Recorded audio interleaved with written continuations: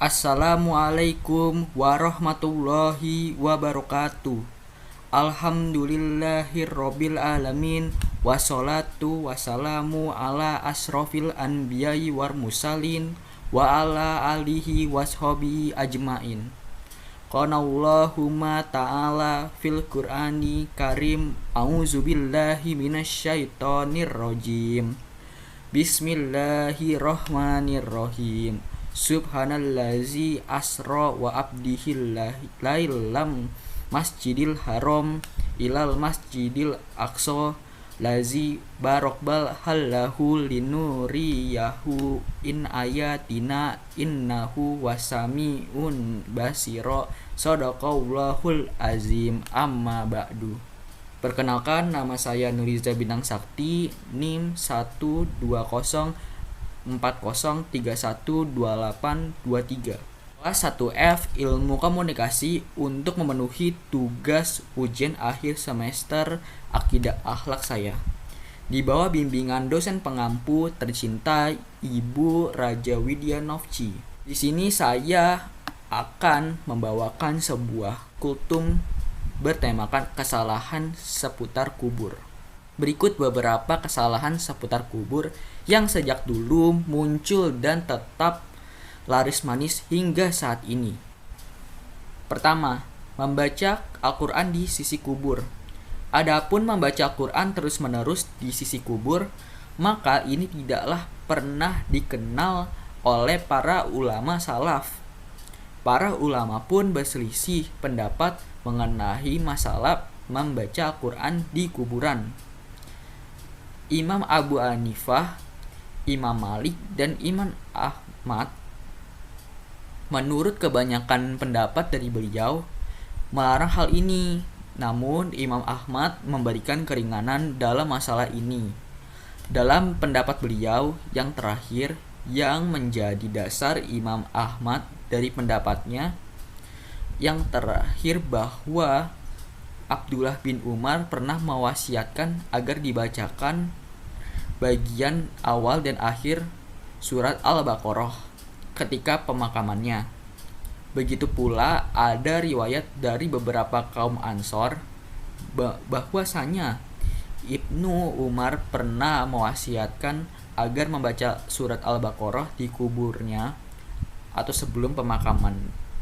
Namun ingat, ini semua dilakukan sebelum pemakaman. Adapun pembacaan Al-Quran untuk mayit sesudah pemakaman, maka tidak ada satu riwayat pun dari salaf tentang hal ini. Oleh karena itu, pendapat ketiga ini membedakan antara pembacaan Al-Quran ketika pemakaman dan pembacaan Al-Quran terus-menerus sesudah pemakaman. Pembacaan Al-Quran sesudah pemakaman adalah amalan yang tidak ada tuntunan dalam agama ini, atau bisa dibilang bid'ah. Amalan seperti ini tidak memiliki landasan dalil sama sekali. Kemudian yang kedua, mayit mendapatkan pahala karena mendengar Al-Quran dibacakan padanya. Sedangkan jika ada yang mengatakan bahwa bermanfaat bagi si mayit karena dia memperdengarkan Al-Quran dan dia mendapatkan pahala jika mendengarnya, maka pemahaman seperti ini sungguh keliru. Karena Nabi SAW sendiri pernah bersabda, jika manusia itu mati, amalannya akan terputus kecuali melalui 3 perkara. Yang ke-1, sedekah jariah.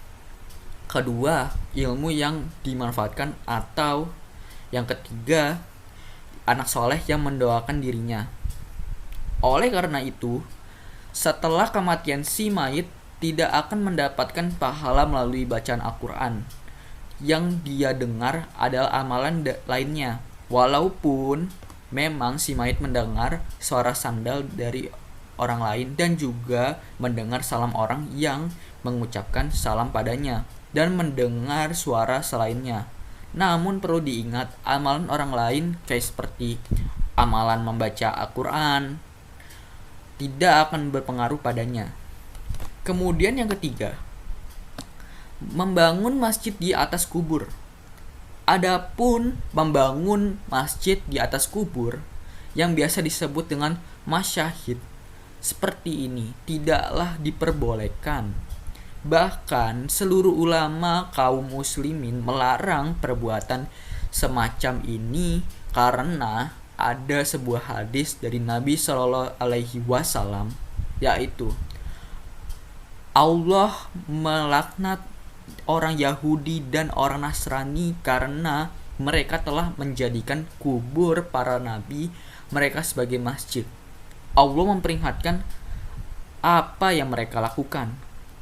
Lanjut dengan Aisyah mengatakan, seandainya bukan karena larangan beliau, ini tentu kubur beliau akan dikeluarkan. Akan tetapi, hal ini dilarang karena ditakutkan kalau kuburannya dijadikan masjid.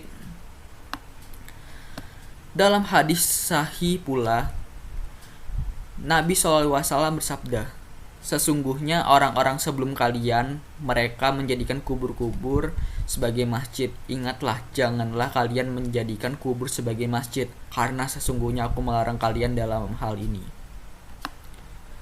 Dalam kitab Sunan, Nabi SAW bersabda, Allah melaknat para wanita yang sering menziarahi kubur dan orang yang menjadikan kubur itu sebagai masjid serta memasang lentera di atasnya.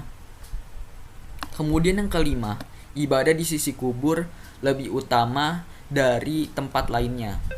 Adapun mengusap sholat di sisinya, bersengaja berdoa di sisi kubur karena berkeyakinan bahwa doa di tempat tersebut adalah lebih utama dari doa di tempat lainnya, atau berkeyakinan pula bahwa nazar di sisi kubur lebih utama dari tempat lainnya.